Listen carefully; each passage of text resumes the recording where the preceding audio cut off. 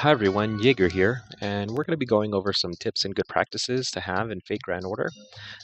Whether you're a new player or a veteran player, it's always good to have these in the back of your mind, just so that you're never cutting or selling yourself short, because you always want to be on top of the game, especially with this type of gotcha games where we're always looking for ways to maximize our playability and maximize the um, the gameplay we get out of the game.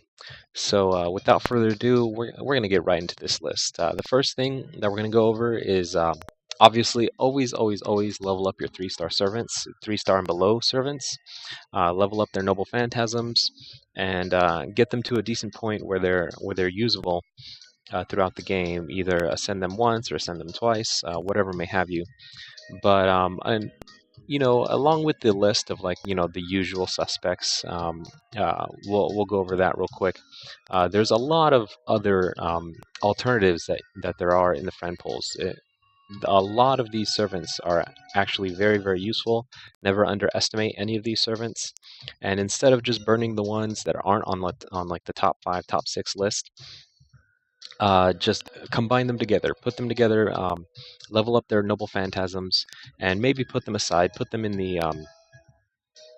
the extra storage, the second archive, just for later future use. Maybe you might find something useful that they might be good at, and you'll be glad that you have them maxed out at NP level 5 when you do start leveling them and using them. So this list that I'm going to go over is the usual suspects list. Obviously, we're going to have Ku, Hassan, Julius, Lubu, Robin Hood, Hans, Medea, and Ushi. Those are the best 3-star and below servants in their classes, respectively. And I'm just going to say them by name. Obviously, they don't need any further introductions. I'm sure you've seen the other videos a lot of other YouTubers have regarding those servants. But definitely, we do have a lot of other servants that are useful, namely Arash, Asteros, Georgius, Kiyohime, and Alexander. They each have skills and noble phantasms that are quite useful. They're not necessarily the strongest, but they do have their niche. And so I have a couple of them here. Arash here is the first on the list, and he's great for clearing a wave of enemies, especially with his noble phantasm of Stella. It's kind of like the one-trick pony that Robin Hood has, which is useful as well. And with going on that note, Robin Hood, after he unleashes his noble phantasm, he's kind of useless at that point. Until you build up his noble phantasm again and recharge his skills, he's not going to be dealing a lot of damage. And so uh, Arash kind of evades that little downside, and he gets rid of himself from the battle. So if you max him out to NP level 5 and get him to um, max NP early in the battle, and if you have a full wave of enemies, he's something to just clear out that wave and then get out of the way for the next servant to pop back up. Maybe a stronger servant to come in, maybe a berserker to clear out the rest of the rest of the enemies, something like that. So that's a good servant here for an archer class to take a look at. Let's take a look at the next one on our list, and that's going to be Astros. And so Astros, he's a 1-star right there. And he's a Berserker class, which Berserkers always have that double-edged sword of having increased attack and increased effectiveness towards everyone, but they also take double damage, which is that double-edged sword. So besides that, he's great for lowering the defense of enemies with his Noble Phantasm. It does last for 6 turns, which is insane. That's like one of the longest lasting Noble Phantasm status effects that I've ever seen. So getting his Noble Phantasm up to level 5 will not only decrease the enemy's defense, but it decreases their attack. So it decreases their strength, in dealing damage towards you, the player, and your servants. So that's great. And being one of the few um, arts, what's it called? Arts Noble Phantasm berserkers, he might work well with an arts team to come out, and so that he can use his Noble Phantasm rapidly. And so that could be an interesting combo, interesting thing to use, as long as you can keep him alive. I mean, he would obviously have to work well with casters, or say for example Jian, Joan of Arc, to keep himself alive. But if you can manage that, he might be a useful asset. So something to take a look at. Our next servant that we have is Georgios. Oops, excuse me. And I don't believe. Here we go. Do I have Georgios in this list? In my list, yes, Georgios. Georgios is one of those servants that he's a little underrated, but once he becomes fully ascended, he is a survival god, and he's also works extremely well with Siegfried. His um, his ability to call other enemies with a taunt makes him really well for weaker characters. Say, for example, you have a berserker with him, and as well, so he might work well with Astros as well, because he does have a magic Noble Phantasm along with Astros. So both of them together, him taking all the damage from the enemy servants and Astros dealing damage to enemy servants, can be an extremely good combo along with the healer, say for example Joan of Arc as well. So this team here might be extremely useful, and as well, Georgios works well with Siegfried, because his skill his Noble Phantasm applies the Dragon trait to an enemy, and as you know, Siegfried's Noble Phantasm is especially effective to Dragon types. So this could be a way of getting extra damage on top of extra damage onto an enemy. So, but along with this, he does have a guts ability to keep himself alive and keep himself in the battle, in the fight. So definitely useful, useful servant in those certain situations. So leveling up his Noble Phantasm um, will be useful in the future. Now, the next up we have Kiyohime, which her Noble Phantasm is one of the few Noble Phantasms to be AoE for Berserker class, which is not normally seen, but can be useful nonetheless. Because she's a well-rounded AoE Noble Phantasm 3-star servant, she has some interesting skills for her. She has one double-edged skill, which increases the enemy's attack but lowers their defense. Doesn't become extremely useful until the later stages, where the lower in defense kind of balances out with the increase in their attack, because the increase in their attack is a solid 20%. So that is a bit of damage that they are going to be dealing back to you. But once you level up that skill, the playing field kind of becomes more evened and more towards your servant's side at that point. But besides that, she does have an AoE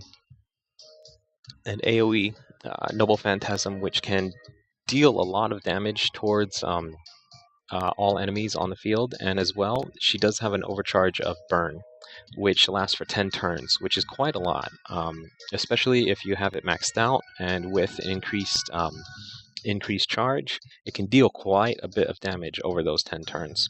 So definitely not someone to be underestimated under the right circumstances. And then finally, the last servant that I wanted to go over was Alexander. He's an interesting character right here, only because he's got some great skills. He's got a charisma skill here, which is a class C, which is weaker of the charisma skills, but not that bad. He has a charm, and then also has a Noble Phantasm that increases his quick damage, which he doesn't have a quick Noble Phantasm. So he might be extremely useful as your damage dealer for a quick team, which looks to be his specialization. So, increased damage overall for the whole party, along with a well-rounded double phantasm, and with the increase of critical stars at the end, um, leads him to be an interesting character, someone we can use in a quick team, especially if your main damage dealer gets thrown out.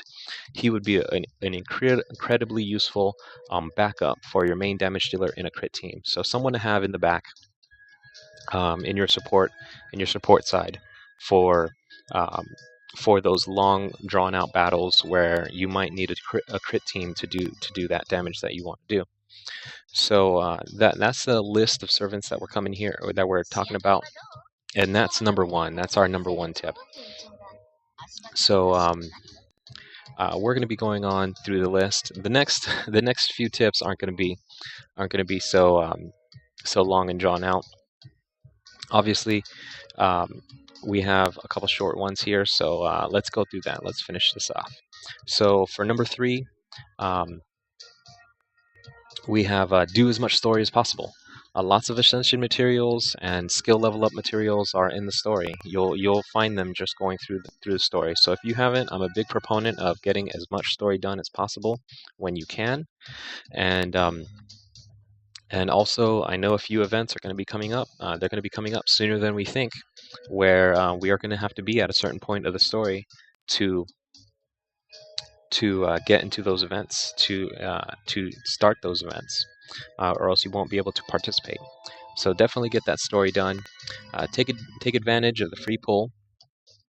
That's another one. I know a lot of people, we harp on getting those free pulls in, but definitely every day, make sure to check at some predetermined time that you have. Maybe set an alarm clock to do that free pull, because I've actually myself forgotten to do it. For example, I've had days where the rollover has happened, and I was busy in the evening, especially on the West Coast. The rollover is at like 5 o'clock in the afternoon, and so it's at a weird time for a few of us. And I wasn't able to get to the game. I figured, hey, I'll get to it the next day. The next day, I was extremely busy, had work and school, and I didn't get out until late in the evening. And turns out I missed that entire day. So something to keep in mind. Maybe set yourself an alarm at a certain time, whenever you feels good for you, and just get your free pull in. I mean, free servants, free items, free foods. Uh, there's never anything bad about that. Besides that as well, make sure to level up those craft essences. Those 3-star and 2-star craft essences are actually quite good, especially when they're limit broken. When you have several copies, you put them all together, and they're extremely useful for, um, especially in the early game, for when you're limited on cost. I mean, you may have 5-star craft essences, but regarding cost, you can only put a couple at a time, and so until you can fill up your whole deck with 5-star craft essences and 5-star servants, I mean, filling it in with those lower level craft essences is definitely important. Now, number 5, we're going to look at here is do as much story, or use as much AP as possible before sleep. I mean, I understand, not all of us has uh, the luxury of having extra time before we go to bed, or whatever it is, but always before you go to sleep, just get some dailies in to use up your AP. You never want to be in an AP overflow state. That's when your AP is over your max, because at that point you're no longer gaining AP. You're no longer able to use that AP to your advantage, that AP generation to your advantage. So that's something you always need to keep in mind. If you're about to level up, like for example, I'm pretty close to leveling up here. If I do a couple dailies, level 40 XP dailies, I'll probably level up. But if I don't have the time to finish up and use up all the rest of the AP that I get from the level up, what I'll do instead is, if I'm like pretty close to empty, and I do that 40 AP quest with the last of the AP that I have, and I'll level up, but I don't have time to to use that AP, that's kind of a waste because you're naturally going to get the rest of that AP back already throughout the rest of the day or throughout the rest of the time that you're not playing. So keep that in mind. Use that AP counter, that AP generator to your advantage. Always try to use all the different features of this game to your advantage. Use the second archive to store and any extra servants you have. And last and final tip we're going to go with is prioritize your ascension over skills.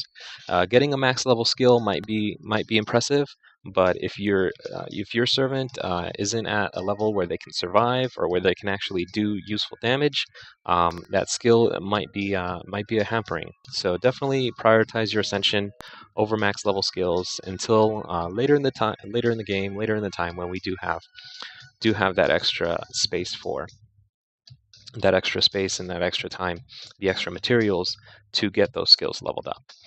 Definitely get, and besides, the ascension will give you a free skill.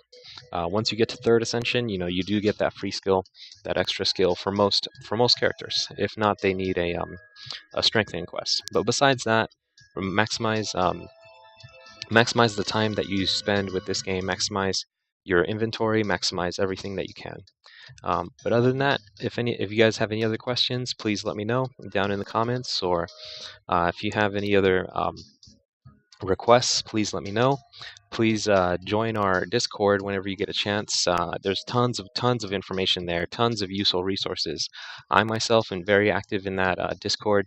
We're always looking to increase our player count and our active members, but also use the resources available. And with that, I hope everyone has a great day. I'll see you guys next time.